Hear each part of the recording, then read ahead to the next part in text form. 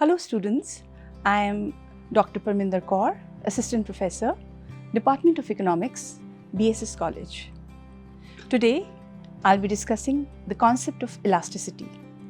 For a layman, the term elasticity means the extent of stretchability. How much can you stretch? So something that can be stretched is elastic and otherwise inelastic.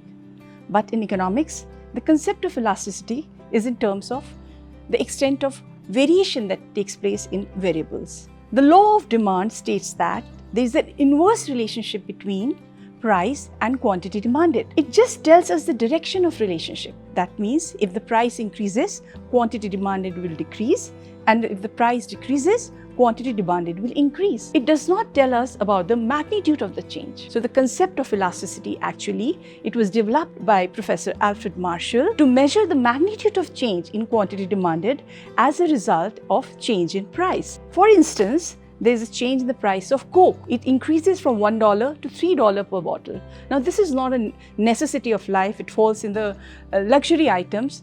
So, the elasticity of demand for such items is very high. People will respond by buying less of Coke. And for instance, you take the example of fuel. Now, that is an essential, irrespective of the price of fuel, there still will be demand for that fuel. So the demand for fuel is inelastic. So there are various definitions of elasticity as they have been given, but according to Professor Alfred Marshall, elasticity may be defined as the percentage change in quantity demanded to the percentage change in price. Now, there are different types of elasticity. There is demand elasticity, there is elasticity of supply. Elasticity of demand can be further divided into different parts. There can be price elasticity, income elasticity, cross elasticity, advertising elasticity.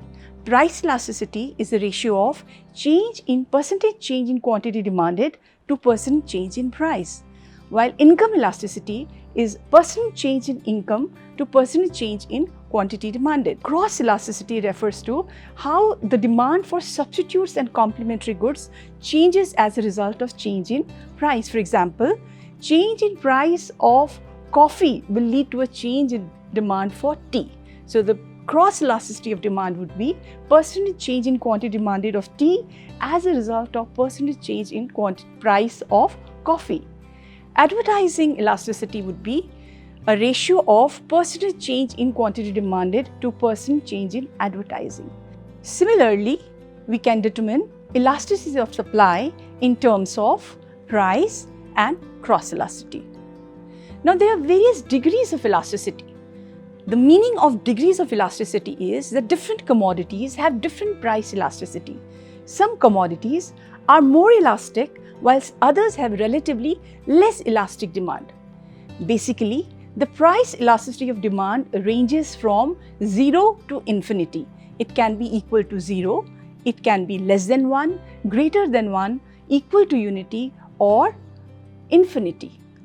So there are different kinds of elasticity. For instance, in case of perfectly elastic demand, the consumer is ready to buy all that he wants at an existing price. So the demand curve for perfectly elastic demand is parallel to the OX axis. In case of zero elasticity or perfectly inelastic demand curve, the demand curve is a vertical line. Irrespective of the price that exists in the market, the consumer will not buy more or less. So in such a situation, the demand is inelastic. Now, in case of unitary elasticity, the percentage change in quantity demanded is equal to percentage change in price. We get a straight line demand graph. In case of elasticity of demand greater than 1, the percentage change in quantity demanded is higher than the percentage change in price. And in case of elasticity of demand less than 1, the percentage change of quantity demanded is less than the percentage change in price. And we get, so if you look at the graphs of varying degrees of elasticity, we see that for a perfectly elastic demand curve, we have a horizontal demand curve. For a perfectly inelastic demand, we have vertical, and the rest of the demand curves fall in between these two limits. The slope of the demand curve determines the degree of elasticity. For instance, flatter the curve, higher the elasticity, steeper the curve, less is the elasticity. Now, why is this concept of elasticity important in economics? First reason is for business decisions. For a firm to make decisions regarding output and price, it has to be aware of the elasticity of demand. For example, a producer wants to maximize his total revenue.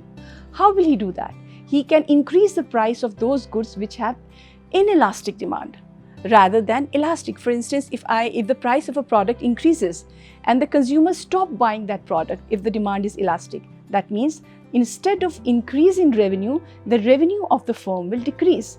So, while determining the pricing policy of a firm, the producer has to be very conscious of the degree of elasticity of that product. Secondly, income elasticity is also very important. If you take the present situation of COVID, what are the commodities which have inelastic demand? People, irrespective of their income levels, are spending on food, on medicine, on the basic essential requirements of life. So the demand for such goods, income elasticity for demand for such goods is relatively low. It is inelastic. So the producer or the firm can very consciously make a decision to produce more of such goods. So the pricing policy and the output policy is determined by the relative degree of elasticity of various products. Second, this concept is also important for a monopolist. A monopolist engages in price discrimination. This means he charges different price from two consumers for the same product.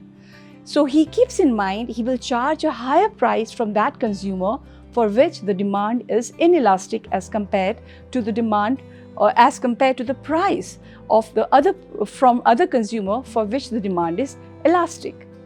Then this concept is also very useful in determination of factor prices. The various factors of production: land, labor, capital, entrepreneur.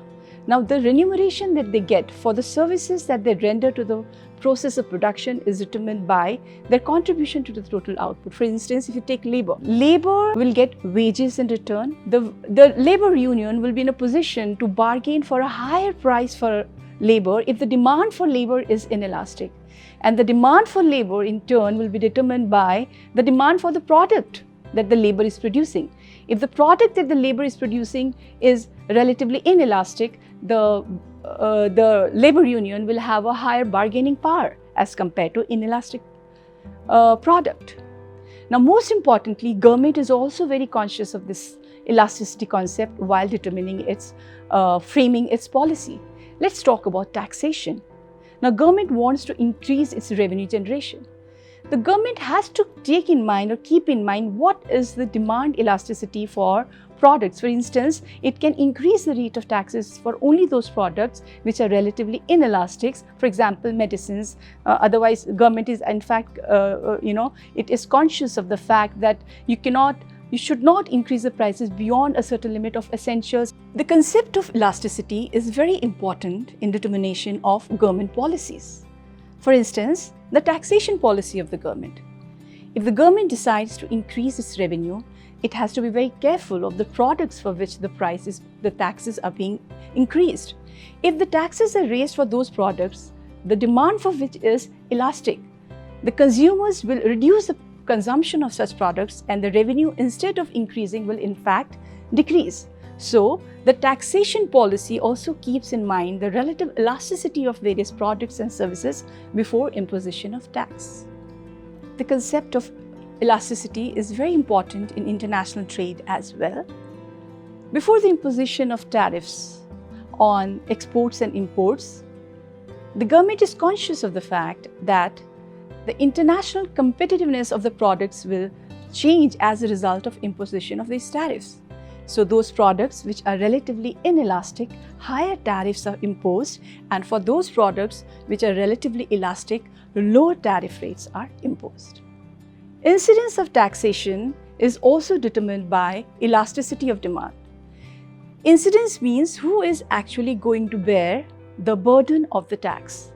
For instance, it will be the buyer or the seller. For those products, the demand for which is inelastic, it is the buyer who bears the burden of the tax, and for those products for which the demand is elastic, it is the seller who bears the burden of the tax. For instance, for example, luxury items, which the demand is elastic. So the seller cannot increase the price of that product beyond a limit because the buyers will stop buying it. while certain products which are essential, for instance, medicine, be it petrol or any kind of things which are essential for your survival, you will buy it irrespective of the price of this product. In that case, the burden of the tax or incidence of the tax falls more on the buyer. Elasticity concept is also very important to understand the paradox of plenty. This is very applicable in the agricultural sector. Farmers get punished for producing more.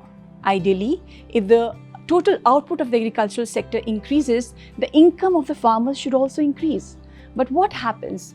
Instead of income increasing, the income decreases because the product that these farmers are producing, that is, the primary products, food grains, the demand for such products is inelastic. This means it will not increase with the level of income and will not substantially decrease with the level of income. They will be bought irrespective of income. So in case there is bumper output, there will be increase in supply of that product in the market.